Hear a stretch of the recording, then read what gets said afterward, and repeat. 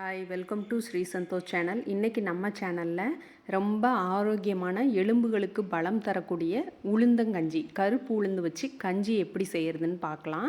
இது வரைக்கும் ஸ்ரீ சந்தோஷ் சேனலை சப்ஸ்கிரைப் பண்ணலைன்னா மறக்காமல் சப்ஸ்கிரைப் பண்ணிக்கோங்க. பக்கத்தில் இருக்க பெல் ஐக்கானையும் கிளிக் பண்ணிக்கோங்க. இப்போ உளுந்தங்கஞ்சிக்கு ஃபஸ்ட்டு மாவு எப்படி ரெடி பண்ணுறது அப்படின்னு பார்த்துக்கரலாம். இதுக்கு 1 கப் அளவு கருப்பு உளுந்து எடுத்திருக்கேன். இந்த கருப்பு உளுந்து தோலோடு செய்கிறதுனால எலும்புகளுக்கு, குழந்தைங்களுக்கு ரொம்ப நல்லது. பெரியவங்கள்லேருந்து சின்னவங்க வரைக்கும் எல்லோரும் குடிக்கலாம். நல்ல சத்து நிறைஞ்சது. இப்போ இதை நல்லா சிம்மில் வச்சுட்டு கனமான பாத்திரத்தில் வச்சு நல்லா வறுத்து எடுத்துக்கோங்க. வாசனை வர்ற அளவுக்கு நம்ம வறுத்து எடுத்துடலாம். இப்போ வறுத்ததை ஒரு பிளேட்டில் கொட்டி ஆற வச்சிடணும். இதுக்கு 1 கப் அளவுக்கு உளுந்து எடுத்திங்கன்னா 1 ஸ்பூன் அளவு பச்சரிசி சேர்த்துக்கோங்க. பச்சரிசியும் நல்லா வறுத்து எடுத்துக்கோங்க. நல்லா பொரிய விட்டு எடுத்துக்கலாம். இப்போ ஆற வச்சுட்டு திரும்ப இதில் வெந்தயம் போட்டு பொரிச்சுக்கிடுவோம். ஒரு 10 வெந்தயம், நிறையா சேர்த்திங்கன்னா கசப்பாயிரும். அதனால் 10 வெந்தயம் போட்டு லைட்டாக பொரிய விட்டுட்டு நம்ம ஆற வச்சுக்கிடுவோம். இந்த மாவு ரெடி பண்ணி வச்சிட்டிங்கன்னா உங்களுக்கு எப்போ டைம் கிடைக்குதுனாலும் நீங்கள் வீக்லி ஒன்ஸ் இந்த மாதிரி கஞ்சி செஞ்சு சாப்பிட்லாம். இப்போ மிக்ஸி ஜாரில் நம்ம சேர்த்து நல்லா பவுட்ரு பண்ணி அரைச்சிக்கிடுவோம். உளுந்து நல்லா ஆறிடணும். சூடு இல்லாமல் ஆறினா தான் மொறுமொறுன்னு அரைக்கிறதுக்கு பவுடர் நல்லா வரும்.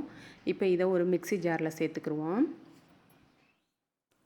இந்த அளவுகளோடு செய்யுங்க, கரெக்டாக இருக்கும். இப்போ நான் ஃபஸ்ட்டு ஒரு தடவை நல்லா மிக்சியில் அரைச்சி பவுடர் பண்ணிட்டேன். இதை சலிச்சுக்கிடுவோம். சலிச்சிட்டு வர்ற கப்பியில் ஒரு 2-3 தடவையாவது நம்ம இதை நல்லா சலிச்சிட்டு அரைக்கணும். அப்போ தான் நல்ல குருணையாக இல்லாமல் பவுடர் மாதிரி மாவு கிடைக்கும். கஞ்சி செஞ்சு சாப்பிட்றதுக்கும் நல்லாயிருக்கும். இப்போ நான் ஃபஸ்ட்டு டைம் சலிச்சிட்டு திரும்பவும் இதில் அரைக்க போகிறேன். இதில் வாசனைக்காக கொஞ்சம் சுக்கு, ஒரு 2-3 ஏலக்காய் சேர்த்துக்கிட்டிங்கன்னா நல்லா கமகமன்னு இருக்கும். இப்போ இதையும் அரைச்சி நல்லா சலிச்சுக்கிடுவோம். இப்போ 2வது தடவை சலிச்சிட்டு காமிக்கிறேன். இதில் எவ்வளோ கப்பி இருக்குதுன்னு பாருங்கள். இந்த மாதிரி குருணை வந்துகிட்டே இருக்கும். உங்களுக்கு நல்லா அரைக்க முடிஞ்சால் ஃபைனாக அரைச்சிக்கோங்க. இப்போ கொஞ்சம் 1 ஸ்பூன் அளவு வேஸ்ட் ஆயிடுச்சு எனக்கு. இப்போ நல்ல ஃபைன் மாவு ரெடி ஆயிடுச்சு. இப்போ நம்ம கஞ்சி ரெடி பண்ணலாம். ஒரு சின்ன பவுல் எடுத்துக்கோங்க. அதில் 1 ஸ்பூன் அளவுக்கு நான் மாவு சேர்த்துருக்கேன். 2 பேர் அளவுக்கு சாப்பிட்ற அளவுக்கு நான் மாவு கரைச்சிக்கிறேன். 1 ஸ்பூன் கரைச்சிங்கனாலே நிறையா வரும். ஒரு சண்டே மார்னிங் பிரேக்ஃபாஸ்ட்டாக கூட எடுத்துக்கலாம். ரொம்ப சிம்பிளாக இருக்கும், ஹெல்த்தானதும் கூட. இப்போ இதை கட்டி இல்லாமல் நல்லா கரைச்சி இந்த மாதிரி கலந்து வச்சுக்கோங்க. பாத்திரத்தை சூடு பண்ணிவிட்டு இதில் ஒரு 1.25 டம்ளர் அளவுக்கு தண்ணி சேர்த்துருக்கேன். 200 டம்ளரில் 1.25 டம்ளர் அளவுக்கு தண்ணி சேர்த்துருக்கேன். இந்த தண்ணி நல்லா கொதிக்கட்டும்.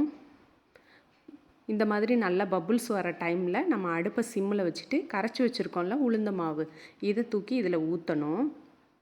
இப்படி கரைச்சிட்டு ஊற்றுனீங்கன்னா கட்டி இல்லாமல் வரும். டைரெக்டாக பாத்திரத்தில் வச்சு ஊற்றுனீங்கன்னா கட்டி கட்டியாக ஆயிரும். இப்போ நல்லா சிம்மில் வச்சுக்கிட்டே கிண்டுங்க. உளுந்து நல்லா வாசனையாக நல்லா கொதித்து மாவு வெந்துடும். இந்தளவுக்கு நல்லா வெந்ததுக்கப்புறம் நம்ம இதில் இனிப்பு சேர்த்துக்கரலாம். உங்களுக்கு தண்ணி எவ்வளோ வேணுமோ அதுக்கேற்ற மாதிரி சேர்த்துக்கோங்க. எத்தனை பேர் சாப்பிட்றதுக்கு ஏற்ற மாதிரி சேர்த்துக்கோங்க. இப்போ இதுக்கு நான் அரை இனிப்பு தான் சேர்த்துருக்கேன். உங்களுக்கு இனிப்பு நல்லா பிடிக்கும்னா இன்னும் கொஞ்சம் கூட சேர்த்துக்கலாம். நான் இப்போ 1 கரண்டி அளவுக்கு சேர்த்துருக்கேன். கொஞ்சமாக உப்பு சேர்த்தோம்னா நல்லா டேஸ்ட்டு நல்லாயிருக்கும். இப்போ இது நல்லா கலந்து விட்டுட்டு ஃபைனலாக இதுக்கு ஒரு தேங்காய் பூ துருவல் கொடுத்துடலாம். இப்போ நான் ஸ்டவ்வை ஆஃப் பண்ணிட்டேன். ஆஃப் பண்ணிட்டதும் தேங்காய் துருவல் போட்டுட்டு சூப்பரான உளுந்தங்கஞ்சி ரெடி ஆயிடுச்சு. கலக்கி விட்டுட்டு நல்ல மிதமான சூட்டில் டம்ளரில் ஊற்றி சாப்பிடுங்க. சூப்பராக இருக்கும்.